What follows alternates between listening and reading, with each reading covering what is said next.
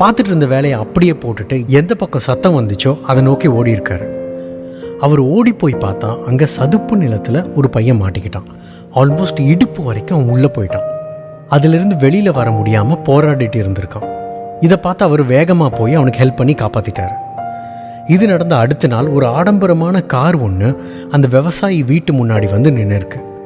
அதுலேருந்து ஒரு பெரிய பணக்காரர் ஒருத்தர் இறங்கியிருக்கார். இறங்கி நேராக அந்த விவசாயிக்கிட்ட போய், நேற்று நீங்கள் ஒரு பையனை காப்பாற்றினீங்கல்ல, அது என்னோட பையன்தான். அவனை காப்பாற்றினதுக்கு ரொம்ப ரொம்ப ரொம்ப நன்றி.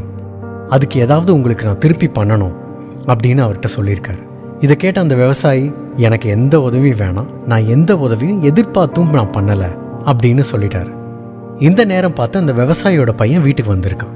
அவனை பார்த்த அந்த பணக்காரரு, சரி நீங்கள் எந்த பலனும் எதிர்பார்க்காம தான் என் பையனை காப்பாற்றிருக்கீங்க, அதுக்கு பதிலாக நான் உங்கள் பையனை இருக்கிறதுலேயே பெஸ்ட் ஸ்கூலில் படிக்க வைக்கிறேன்.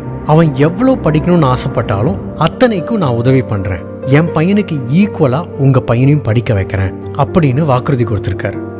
அந்த விவசாயியோட பையன் லண்டன்லேயே இருக்கிற பெஸ்ட் ஸ்கூலான சென்ட் மேரிஸ் ஹாஸ்பிட்டல் மெடிக்கல் ஸ்கூலில் படித்தான்.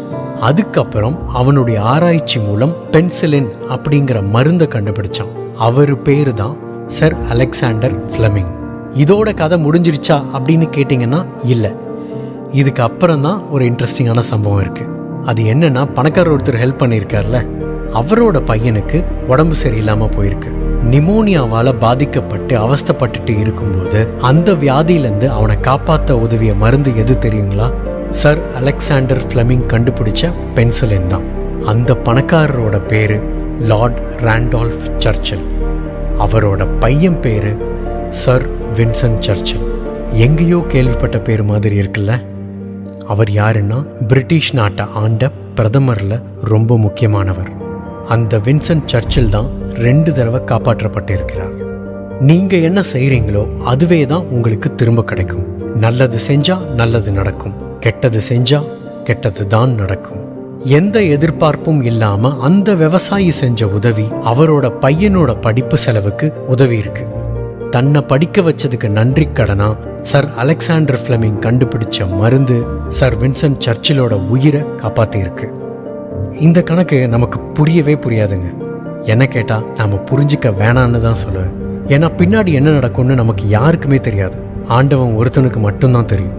அதனால தான் கடமையை செய், பலனை எதிர்பார்க்காதே அப்படின்னு சொன்னாங்க. இந்த நேரம், இந்த கணம் மட்டும்தான் நமக்கு சொந்தம். இது நம்ம கையில் தான் இருக்கு. இப்போ நாம் ஒழுங்காக வேலையை பார்த்தா நமக்கு கிடைக்க வேண்டியது கண்டிப்பாக கிடைக்கும். அதை யாராலும் தடுக்க முடியாது. நமக்கு இதெல்லாம் கிடைக்கும்னு நம்ம எதிர்பார்த்து வேலை செஞ்சோன்னு வச்சுக்கோங்களேன், இன்னைக்கு வேலையை நாம் ஒழுங்காக செய்ய மாட்டோம். உங்களுக்கு புரிகிற மாதிரி சொல்லணும்னா, 6வது ஓவரில் 3வது பாலில் நான் 6 அடிப்பேன் அப்படின்னு யாராவது உங்ககிட்ட சொன்னால் அவனை நீங்கள் எப்படி பார்ப்பீங்க? முதல்ல இந்த பாலை ஒழுங்காக அடி, அதை அப்புறம் பார்த்துக்கலாம் அப்படின்னு தானே சொல்வீங்க. அதே தாங்க, இன்னைக்கு நம்மக்கிட்ட என்ன இருக்கோ அதை நாம் சரியாக செய்வோம். அந்த 6வது ஓவரில் 3வது பாலை அடிக்க நமக்கு சான்ஸ் கிடைச்சா அதையும் பின்னி எடுப்போம். தேங்க்யூ. உன் வாழ்க்கை உன் கையில்.